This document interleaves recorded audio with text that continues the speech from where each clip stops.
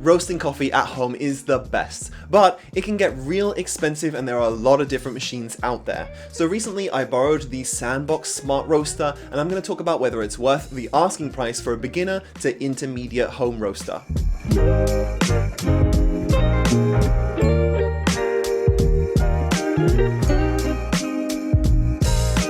So why would you want to roast coffee at home? Well, it actually ends up being cheaper even after you factor in the cost of a machine like this one, which is around £700. If you roast at home, you can buy green beans in bulk, which tends to be a great deal cheaper than roasted beans from specialty roasters. The machine will likely pay for itself within a year or so if you're like me and you used to buy expensive single origin beans roasted at popular roasteries. I buy my green beans in Japan from Namamame, and they have been pretty good. I generally buy beans for around 2,000 yen or roughly 12 British pounds per kilo, and of course there are cheaper and more expensive options available. You also get the joy of freshly roasted coffee beans, which you can have at home yourself, or you can gift it to your friends. Honestly, for me, I love giving coffee away to my friends, especially if they're not used to high quality, light or medium roast specialty beans. Their reactions are priceless. This roaster is clearly aimed at people who want to roast coffee at home, but don't necessarily need or want to learn all there is to know about the coffee roasting process. And most people don't. It's incredibly complicated, and small things can make a really big difference when making green beans turn brown. The Sandbox Smart Roaster is a small batch roaster that can do about 100 grams at a time in a drum. It's all controlled from an app on your phone that changes the temperature, the drum speed, the fan power, and takes all that information and displays it for you in real time on a roasting curve. Already, this is far ahead of the competition at this price. You just set a profile, pop your beans in, and go. The machine is pretty intuitive to use, and the app guides you through the whole process. For example, when you hear the beans start to crack, you just press that first crack button and it'll start the countdown. Don't press it too early, you want to wait until you hear a crescendo of beans popping, kind of like popcorn. Depending on what profile you're using, there might also be a second crack button which you use for slightly darker roasts. Now, I'm not usually a big fan of darker roasts, but I did use this a few times, including in my recent video about how to make a frappuccino. Mostly I used the light, medium, and medium slow roast, which came out with really rich flavors and a very even profile. I love the minimalist design and the simplicity of setting up a roast for this thing. No need for big buttons and clunky LED displays on the box, as it's all controlled within the app. So there's only one button on the front to turn the light on and off, and to start a manual roast without the app, which I didn't use because of course you should always use the app. As you might know, roasting lowers the weight of the coffee by about 15% or so depending on the bean, so in the end it's usually enough for me to make 5 or 6 espressos. Because of the small capacity of this roaster, I've generally ended up roasting coffee every 4 or 5 days. For me, this isn't a bad thing. I've actually bought a few more one-way air jars so I can have coffee that's fresh off the roast and rested for 3 or 4 days before I use it for espresso. It also has a very small footprint compared to other home roasters, and it fits snugly under my coffee table. So what about this roasting curve? What do you need that for? Well, there's a lot to this, and roasters can tell me the important variables they look for in the comments, but for beginners, you mostly only need to pay attention to the charge temperature, which is the temperature of the drum when you put the beans in, and the rate of rise, or ROR. The ROR is handily mapped in black on the roasting chart here.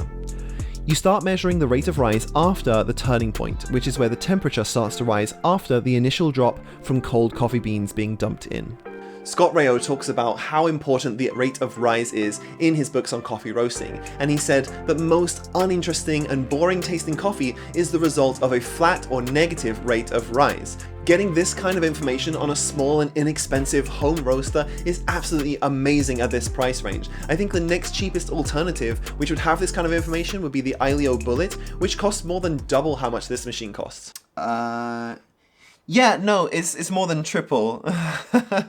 I've tried making my own profiles on this too. It's pretty complex, and you really only have these control points, which are not particularly intuitive and involve setting a power, a fan, and a drum speed for a set amount of time, which you can't change during the roast once you've started. I wasted quite a lot of beans trying to do my full city profile, so I'd like them to add templates for custom roasts that you can change around rather than starting from scratch every time.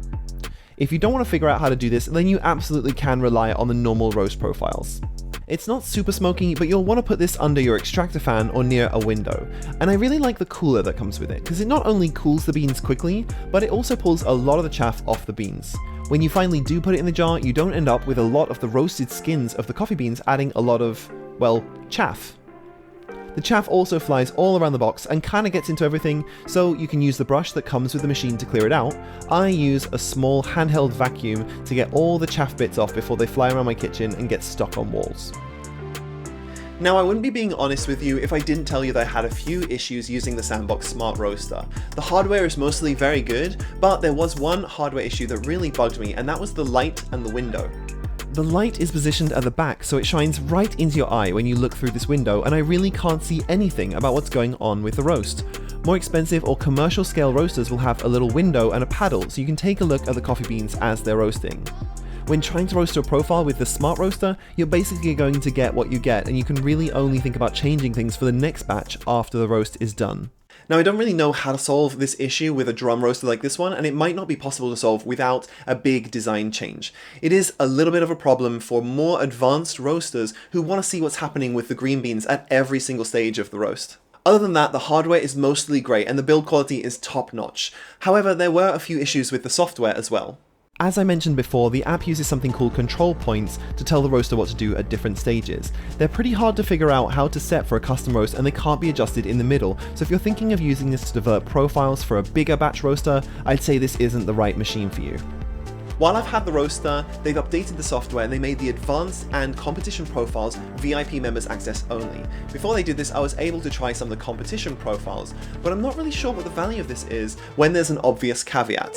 Oh, hey, you're the world champion coffee roaster, right? I'm using one of your profiles. Aren't you forgetting something? Huh? These green beans cost £250 per kilo.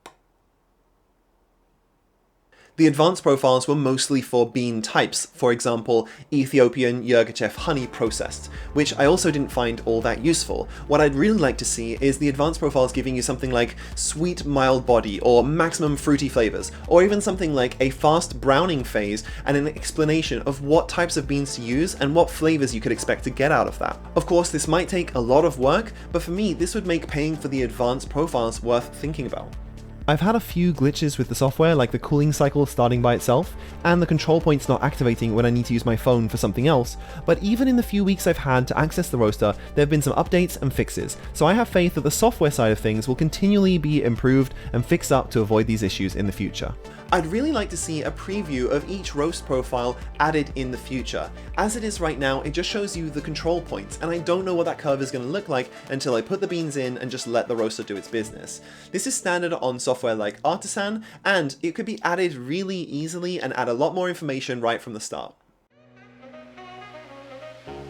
I borrowed this roaster from Sandbox Smart Technology, but this video isn't sponsored by them. This is just my honest opinions of this coffee roaster, and I really enjoy it, so much so that I'm actually asking them how much I have to pay to keep this one. I mean, it just roasts amazing coffee with very little work from me, with interesting and easily replicated coffee profiles. No more guesswork like with my Jenny Cafe roaster, where I have to pay really close attention in order to get a similar roast each time. So it's really just a no-brainer for a small-scale home roaster like me. So if you're interested in the Sandbox Smart Roaster, click the link in the description below to pick one up where you are. Thank you so much for watching this video, you wonderful coffee people, and I'll see you on the next one.